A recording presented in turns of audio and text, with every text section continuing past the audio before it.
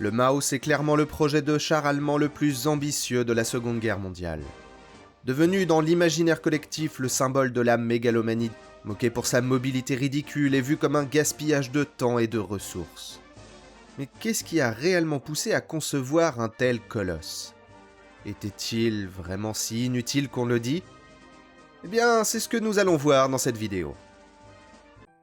Dès la bataille de France, l'armée allemande est confrontée à des blindés, tels les S-35 et B-1 bis disposant d'un blindage et d'une puissance de feu supérieure aux siens.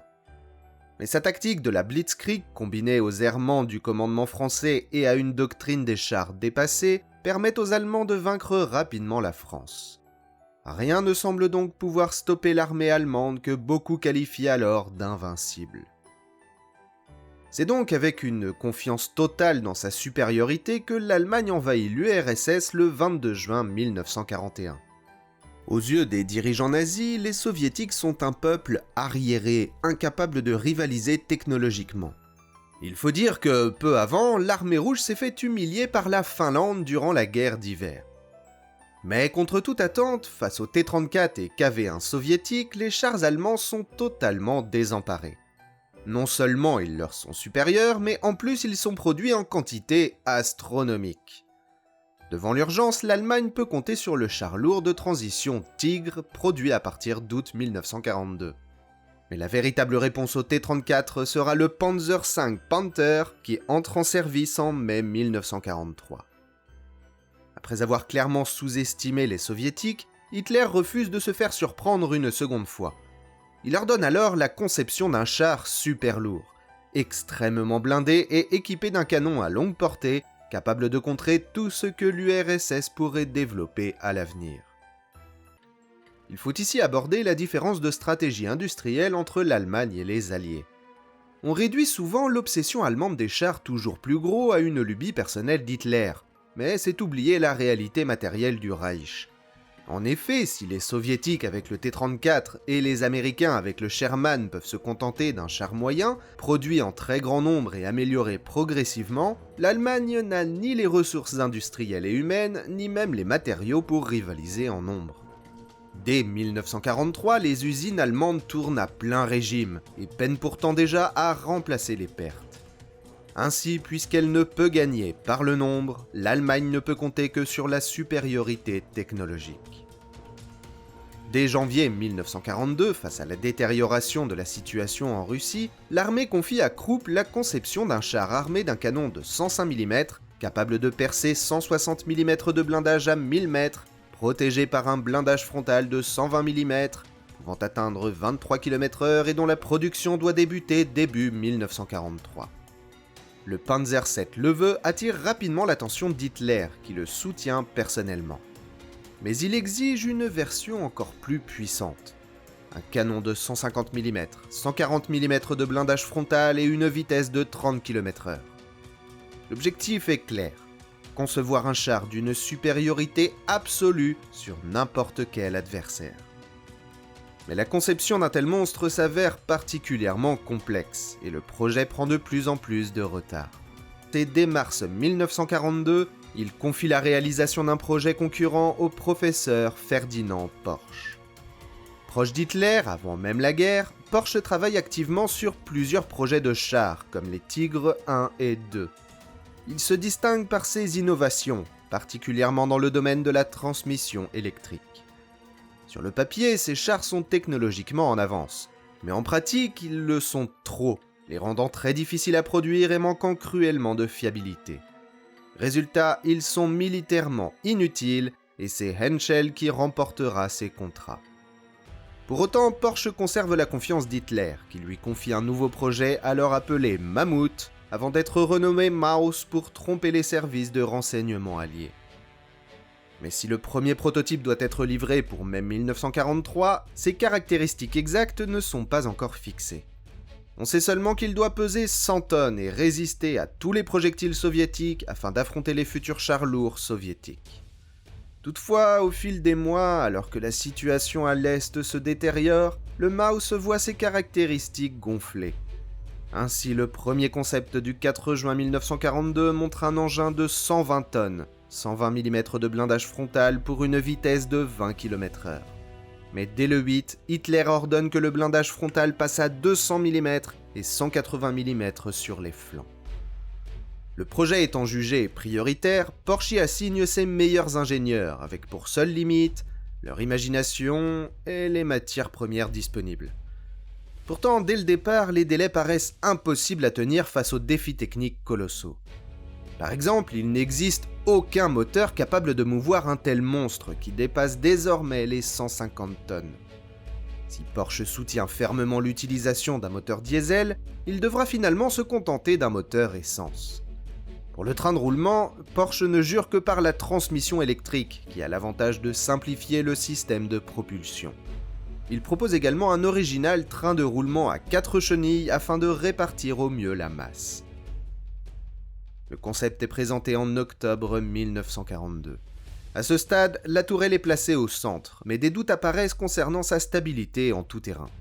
Elle est alors reculée, tandis que le moteur est placé au centre, ce qui permet d'équilibrer le poids entre la tourelle et l'avant du char. Tout cela entraîne évidemment de nouveaux retards, si bien qu'un projet concurrent du projet concurrent est commandé à Krupp en novembre 1942. Le développement du Löwe avait été abandonné en juillet. Le E100 doit être plus léger que le Maus, avec 130 tonnes, être armé d'un 150 mm et utiliser la même tourelle déjà conçue par Krupp. Contrairement à Porsche, Krupp adopte une approche beaucoup plus pragmatique, n'utilisant que des composants déjà éprouvés afin de réduire au maximum le développement et de faciliter la production en série. Ainsi, dès la fin décembre 1942, les plans sont terminés et la production en série prévue pour novembre 1943. Pourtant, Hitler annulera finalement le projet au profit du Maus. Il faut dire que la maquette du Maus, présentée à Hitler début 1943, l'enthousiasme au point où il imagine déjà une production de 5 par mois. Mais si Krupp prévoit de l'armer d'un canon de 128 mm, Hitler insiste, pour rivaliser avec les futurs chars lourds soviétiques, que la tourelle soit conçue pour pouvoir recevoir à l'avenir un canon de 150, voire 170 mm. Sachant qu'à l'époque, le plus gros canon de char en service est le 88 mm du Tigre 1, ça vous donne une idée. À cela s'ajoute l'exigence du ministre de l'Armement d'intégrer un lance-flammes, malgré l'opposition des industriels qui n'y voient strictement aucun intérêt. Porsche finalise alors la conception générale et le train de roulement, Krupp la tourelle, tandis qu'Alket s'occupe de la caisse, désormais protégée par 200 mm de blindage à l'avant et 180 mm sur les flancs, ainsi que de l'assemblage final. Ainsi, en juin 1943, le poids du Maus est estimé à 188 tonnes. Avec un tel monstre, l'idée d'en faire un char d'assaut est définitivement abandonnée. Le Maus devient un véhicule de soutien dont le rôle est plus proche du bunker mobile qu'autre chose. Mi-1943, la bataille de Koursk achève d'enterrer tout espoir allemand de repasser à l'offensive. Une commande de 135 Maus est passée, et le premier prototype est enfin prêt pour les essais en décembre 1943.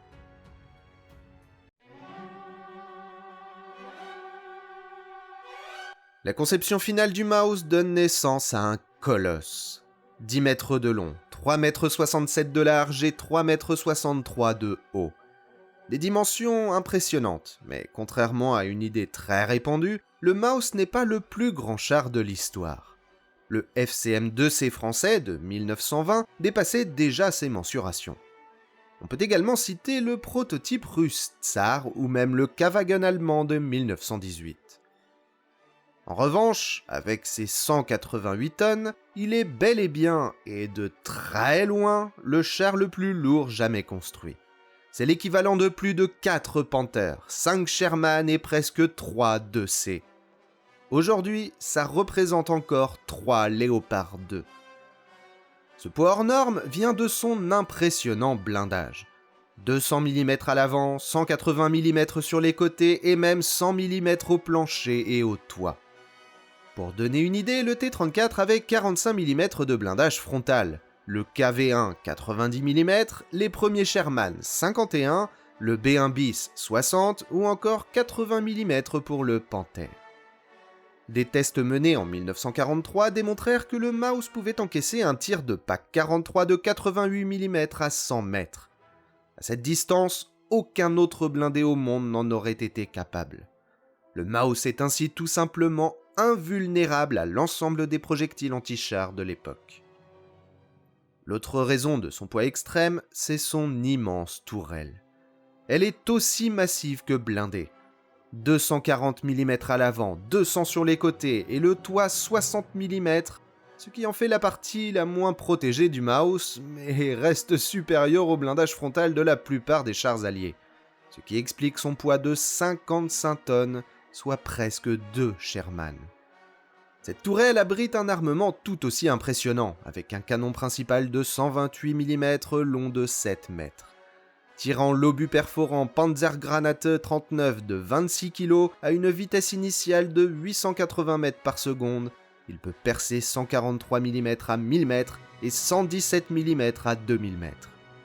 Il peut donc en théorie transpercer un T-34 de part en part à plus de 2 km.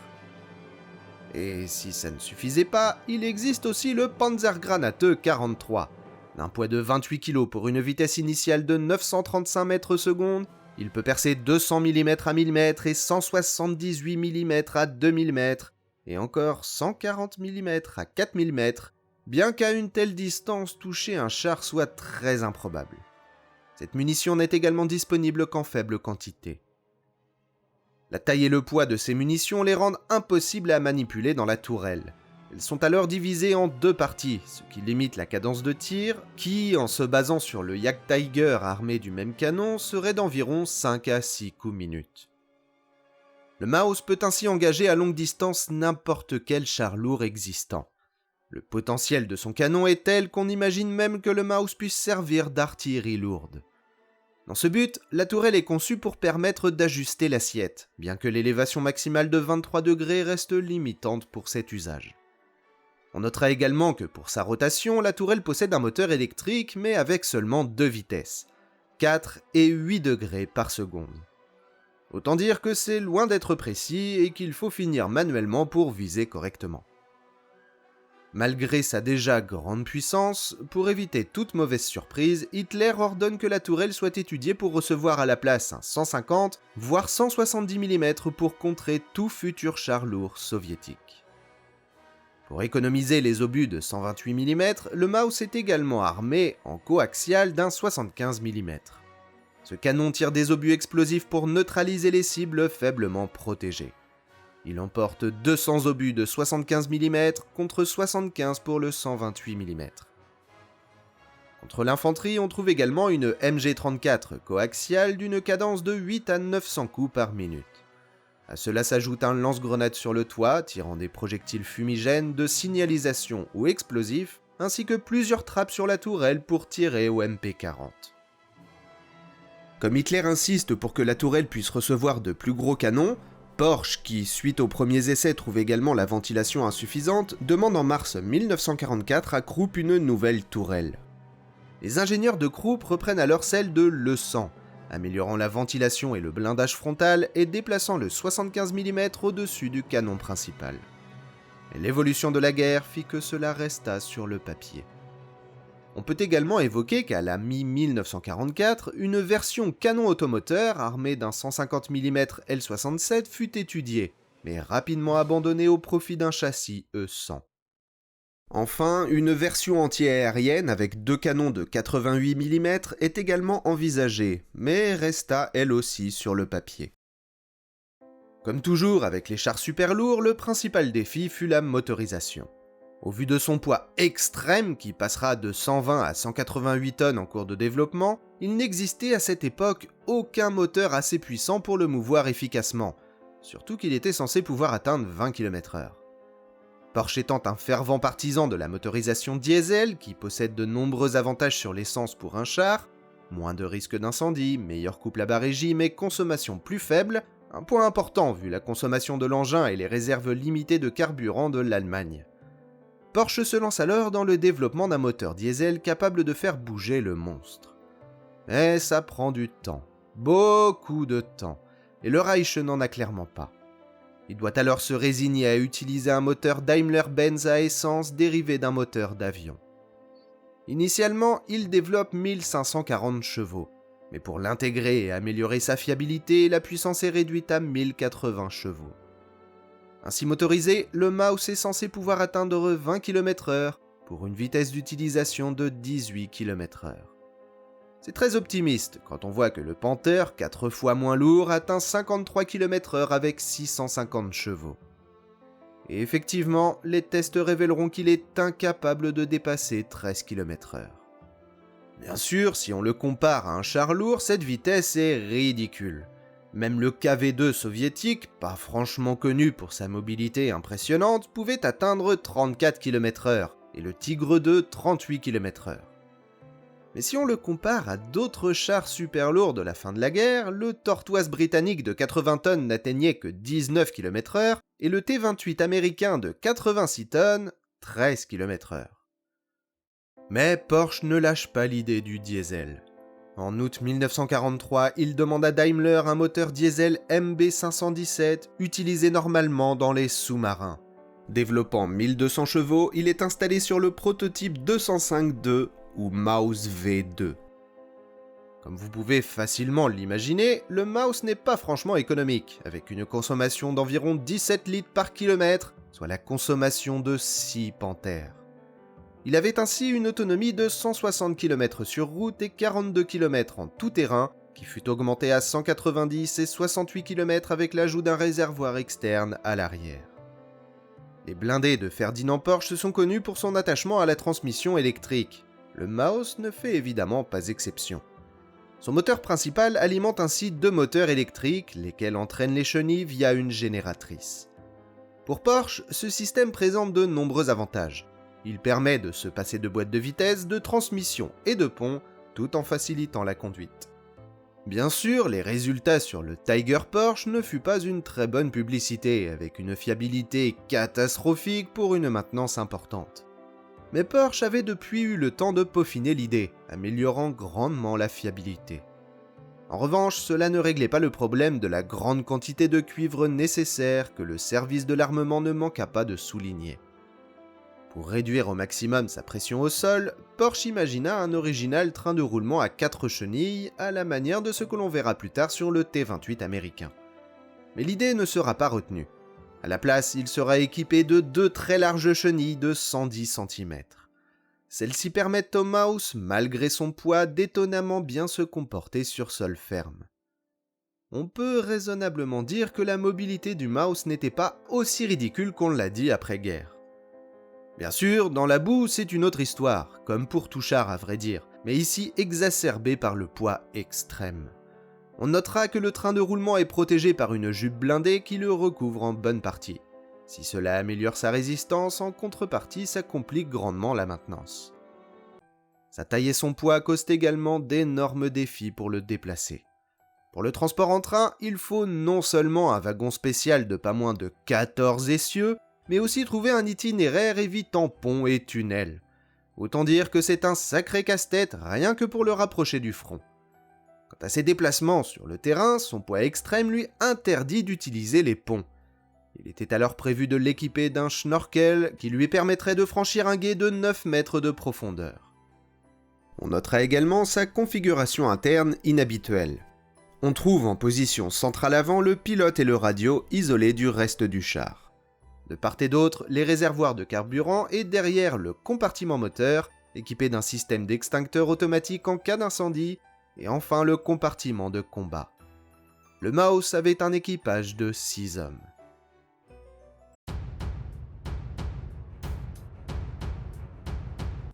De mi-septembre 1943 au 3 octobre, l'assemblage du Maus V1 a lieu à l'usine Alket. Fin décembre, des tests sont menés à l'usine sans la tourelle qui n'est toujours pas terminée. Tout comme le canon d'ailleurs qui ne sera finalisé qu'en mai 1944. Pour compenser, une fausse tourelle et un contrepoids de 55 tonnes sont ajoutés. Presque étonnamment pour un char Porsche, les premiers essais se déroulent admirablement bien. Malgré ses 188 tonnes, il se montre fiable, sans aucun problème mécanique notable, et se révèle plus maniable que son apparence le laisse supposer. En revanche, les ingénieurs doivent bien se rendre à l'évidence. Il est totalement incapable d'atteindre les 20 km/h demandés, ne dépassant même pas les 13. En février 1944, les essais commencent à Kummersdorf, près de Berlin. Il parcourt alors plusieurs dizaines de kilomètres, toujours sans ennui mécanique notable, et l'on en profite pour faire les derniers réglages. Les tests confirment qu'il est plus maniable que prévu, se montrant capable de gravir une pente de 25 degrés. Pendant ce temps, en mars, les pièces du V2 commencent à arriver chez Alket. Signe des difficultés de l'Allemagne, il faudra de longs mois pour rassembler tous les composants. La caisse arrive en mars, mais la tourelle n'arrive qu'en mai, alors que le V1 n'en a toujours pas. Quant au canon et au moteur diesel, ils ne seront installés qu'en octobre.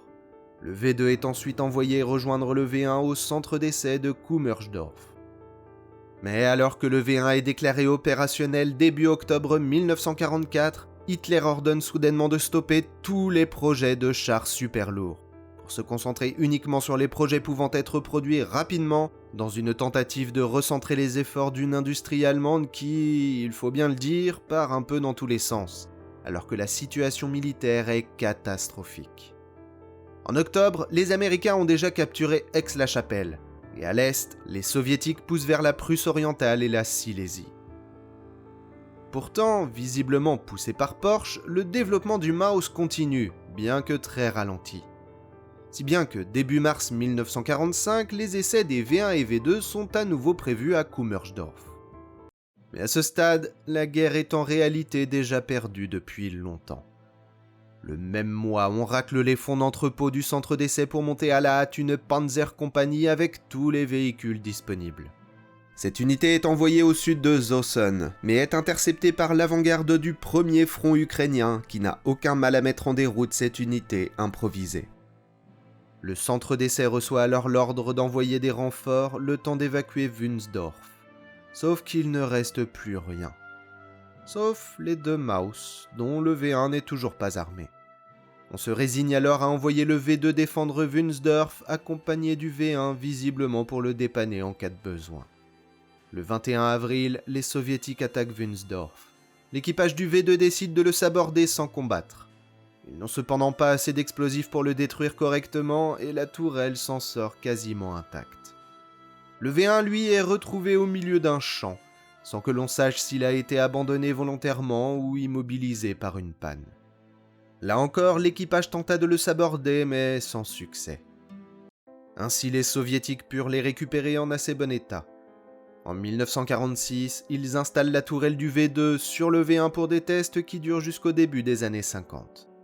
Il prend ensuite la rouille pendant de nombreuses années, avant d'être envoyé au musée des blindés de Kubinka en 1978, où il est encore visible aujourd'hui. Au total, on estime qu'avant l'écroulement du Troisième Reich, la construction de tout de même 11 Maus avait débuté, dont 2 roulants. Alors, la grande question est, qu'aurait valu le Maus si les Allemands avaient eu le temps d'en construire un nombre suffisant et de les déployer au combat ? Dans l'imaginaire populaire, le Maus est un engin ridiculement lent, très peu mobile et extrêmement gourmand en carburant, bref, un char sans aucune valeur. Sauf que cela part du principe qu'il s'agit d'un char d'assaut, ce qu'il n'est absolument pas. Si en effet, comme nous l'avons vu, à l'origine il était prévu pour soutenir l'offensive allemande à l'Est, affrontant les chars lourds soviétiques, l'évolution de la situation militaire changea radicalement la donne. Ainsi, de char d'assaut, le Maus devient un élément défensif. En tant que véritable bunker à chenilles, il doit servir de défense mobile, brisant les attaques de blindés soviétiques. Ces problèmes de mobilité et de consommation passent alors au second plan, tandis que son blindage le rend virtuellement invulnérable et que son canon de 128 mm peut théoriquement neutraliser n'importe quel char dans un rayon de 2500 mètres. Un atout majeur face à l'immensité du front russe. Bien sûr, tout comme un bunker, une poignée de Maus isolés n'aurait pas suffi. Vu sa mobilité et sa cadence de tir, il paraît bien difficile de stopper une vague de chars mobiles, qui aurait fini par le submerger ou le contourner.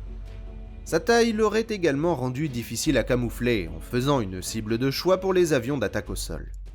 Il fallait donc l'intégrer au sein d'une formation, avec pour chaque Maus un ou deux Flakpanzer qui, en plus de leur rôle anti-aérien, pouvaient engager des cibles terrestres faiblement protégées. Il fallait aussi de l'infanterie pour le protéger de l'infanterie adverse, ainsi que d'autres blindés plus mobiles pour contrer les brèches dans le dispositif. Ainsi, même si bien sûr il n'aurait pas changé le cours de la guerre, le Maus aurait pu avoir un certain impact sur le front Est, en ralentissant, voire bloquant temporairement les offensives soviétiques. À condition bien sûr d'avoir les effectifs suffisants pour un tel dispositif.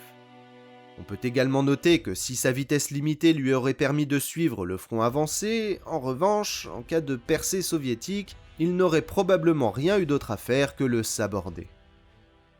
À l'ouest, son intérêt aurait été encore plus limité, les fronts étant plus étroits, et il aurait grandement souffert de la domination aérienne alliée. De plus, si les Alliés n'avaient pas de projet aussi impressionnant, ils avaient les moyens de rapidement combler leur retard. On peut par exemple évoquer le Tortoise britannique conçu pour faire face aux armes anti-chars. Son blindage lourd l'aurait protégé efficacement du Maus, bien que son canon de 94 mm n'aurait pas non plus été suffisant pour l'inquiéter. Du côté américain, le T-28 possédait un blindage équivalent, voire supérieur au Maus, et son canon de 105 mm pouvait percer 248 mm de blindage à 100 mètres, alors que le Maus ne pouvait que percer 200 mm à cette distance. Bien sûr, tout ceci reste entièrement théorique. On ignore comment il se serait comporté en conditions réelles, et de toute façon, il est peu crédible que face aux bombardements alliés et aux pénuries de matières premières, l'industrie allemande ait pu produire un nombre suffisant de Maus. Et même si cela avait été le cas, il aurait probablement été préférable d'utiliser ces ressources pour produire des engins plus utiles. Quoi qu'il en soit, le Maus a marqué l'imaginaire collectif et reste encore aujourd'hui le symbole de la démesure nazie. Merci d'avoir regardé jusqu'ici. Si cette vidéo vous a plu, n'hésitez pas à poursuivre votre visite avec nos autres vidéos sur le même thème. Et pour ne rien manquer, pensez à vous abonner.